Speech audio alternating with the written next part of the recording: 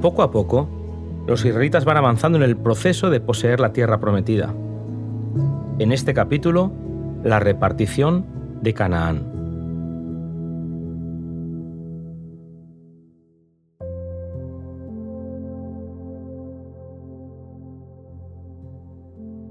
Cada conquista que Josué realizaba atestiguaba que Jehová, Dios de Israel, peleaba por Israel.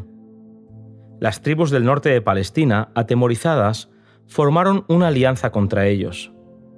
Era una hueste mucho mayor que cualquier otra que hubieran encontrado antes los israelitas en Canaán, pero nuevamente se le dijo a Josué que no temiera, porque al día siguiente Dios los entregaría en sus manos.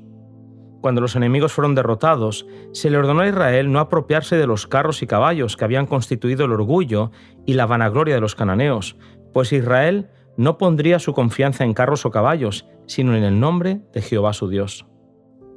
Con su victoria, Israel se había adueñado de Canaán, aunque no la había despojado del todo.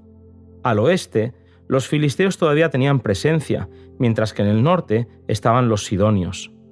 A pesar de no haber acabado con todos, Josué tenía que repartir las tierras entre las tribus de Israel. Cada tribu debería subyugar por completo su propia heredad, manteniéndose fiel a Dios, que expulsaría a sus enemigos.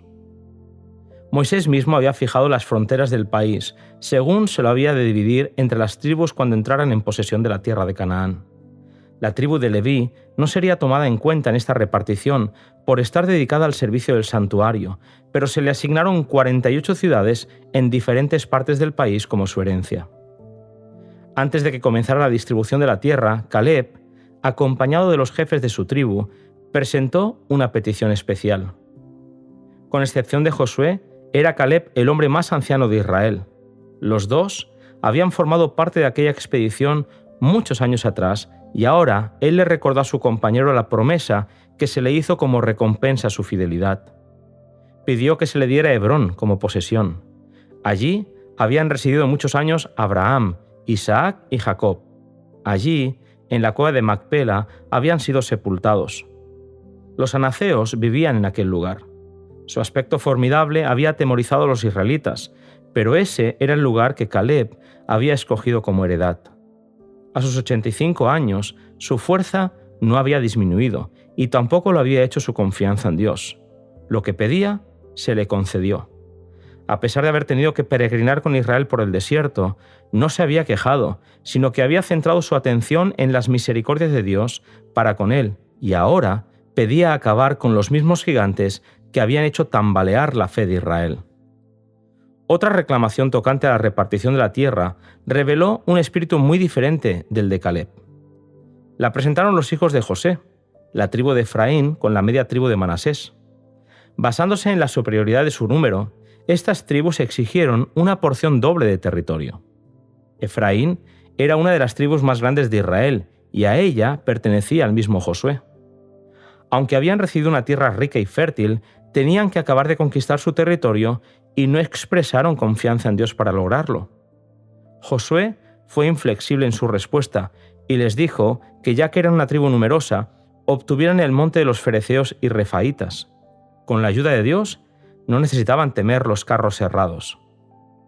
El tabernáculo fue trasladado de Gilgal a Silo, donde permaneció 300 años, cuando después de haber caído en manos de los filisteos, acabó por último en el templo de Jerusalén.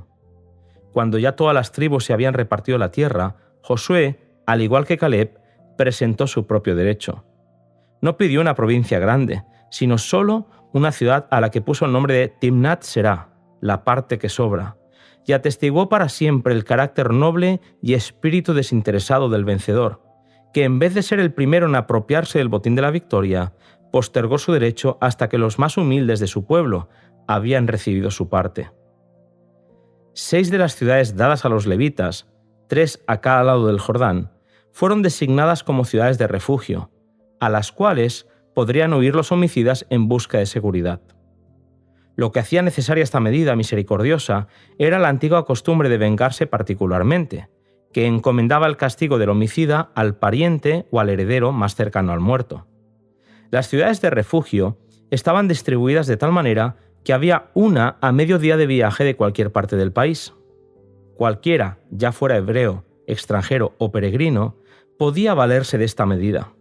El caso del fugitivo debía ser examinado con toda equidad por las autoridades competentes, y sólo cuando se comprobaba que era inocente de toda intención homicida, podía quedar bajo la protección de las ciudades de asilo. A la muerte del sumo sacerdote, todos los que habían buscado asilo en las ciudades de refugio quedaban en libertad para volver a sus respectivas propiedades. En un juicio por homicidio, no se podía condenar al acusado por la declaración de un solo testigo. Jesús mismo enseñó que las cuestiones en disputa no han de decidirse por las opiniones de un solo hombre. Si el enjuiciado por homicida era reconocido culpable, ninguna expiación ni rescate podía salvarle. La seguridad y la pureza de la nación exigía que el pecado de homicidio fuera castigado severamente. La vida humana, que solo Dios podía dar, debía considerarse sagrada.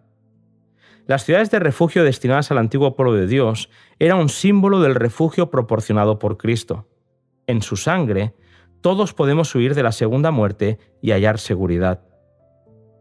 No hay poder que pueda arrebatar de sus manos las almas que acuden a Él en busca de perdón. El que huía a la ciudad de refugio no podía demorarse. Abandonaba su familia y su ocupación. No tenía tiempo para despedirse de los seres amados. Esto debe ser tenido en cuenta por el pecador que está expuesto a la muerte eterna.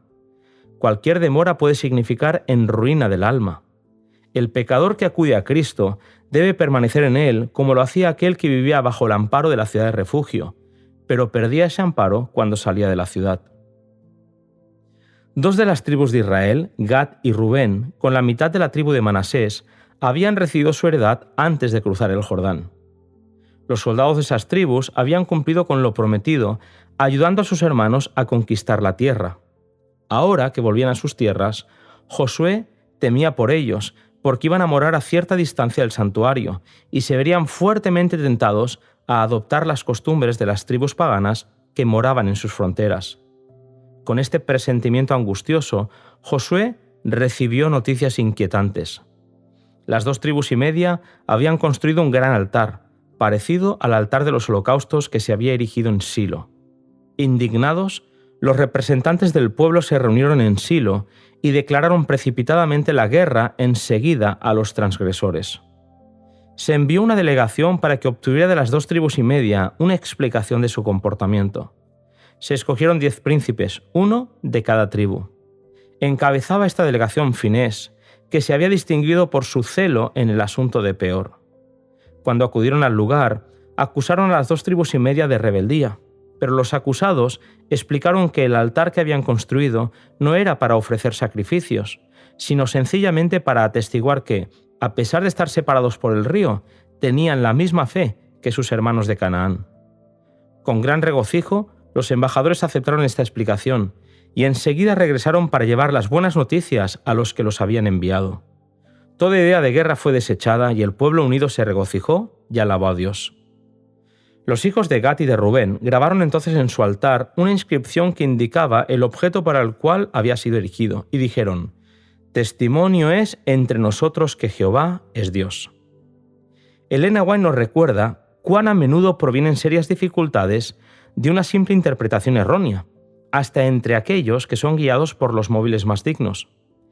Es necesaria la paciencia y la cortesía para no tener resultados graves y aún fatales al dejarse guiar por impresiones.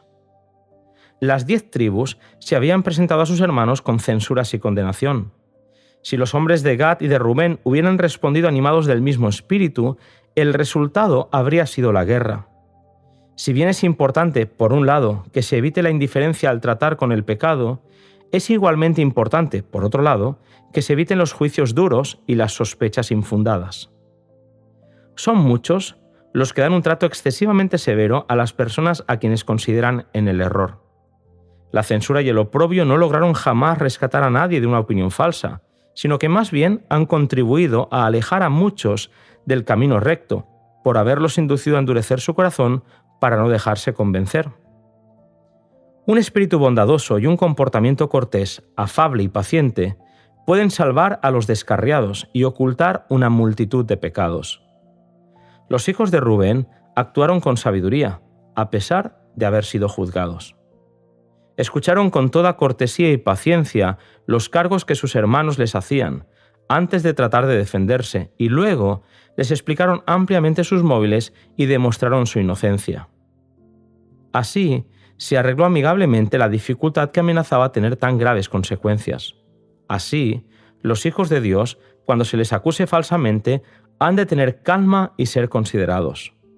Podemos entregar a Dios con confianza nuestro caso. Él vindicará la causa de los que confían en Él. Los que son movidos por el Espíritu de Cristo poseerán la caridad que todo lo soporta y es benigna. Dios quiere que haya unión y amor fraternal entre su pueblo. En la oración que elevó Cristo precisamente antes de su crucifixión, pidió que sus discípulos fueran uno como Él era uno con el Padre, para que el mundo creyera que Dios le había enviado. Aunque no hemos de sacrificar un solo principio de la verdad, debemos procurar constantemente ese estado de unidad. Es la evidencia de nuestro carácter de discípulos de Jesús. El apóstol Pedro exhorta así a la Iglesia: «Sed todos de un mismo sentir, compasivos, amándoos fraternalmente, misericordiosos, amigables. No devolváis mal por mal, ni maldición por maldición, sino por el contrario, bendiciendo, sabiendo que fuisteis llamados a heredar bendición». Gracias, querido oyente, por haberme acompañado en este podcast resumen de Patriarcas y Profetas. Seguimos con el siguiente capítulo titulado Las últimas palabras de Josué.